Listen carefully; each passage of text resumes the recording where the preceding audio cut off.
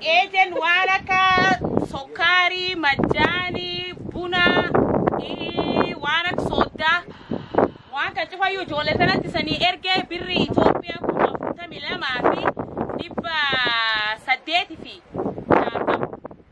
beta suni sokari majani buna wa borani bedu nambi asa moti ni sani bitene chufi woni besu bisani erge dola Australia dolari kum toko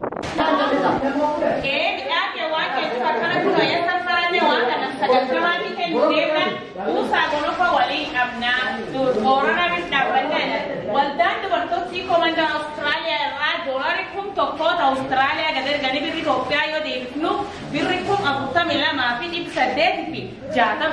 sunkesa kilogram ibafri fi torbata ma sokari sodbaki sagal nada kimbo hadis sagal tama majani ibafi sadetama bunkiro sagal tama wakana binefe to woni koi nami henna borani sorate dum woni khanu borana kanumo ka badalla nami egeri wonne saliga tanam hay karkaru fe kanulle wonu guddo borani ya tumate badalla ruzi fa zaiti fa mo badalla nyata mani nyata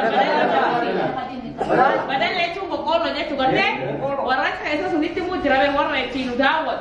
tanabu na tajolen dubra oromo si komando Australia ranugar karte busa gorofa walin amna oromo busa gorofa walin kapti galak guddo abdani akasi kwan fachufa yu abdi timi furi kuno aki sanna kenne tarit imana de sanalla ya sani henne namsha shani gare namsha shani sesisa namsha shani nacha abahan wakat Namaste. Eje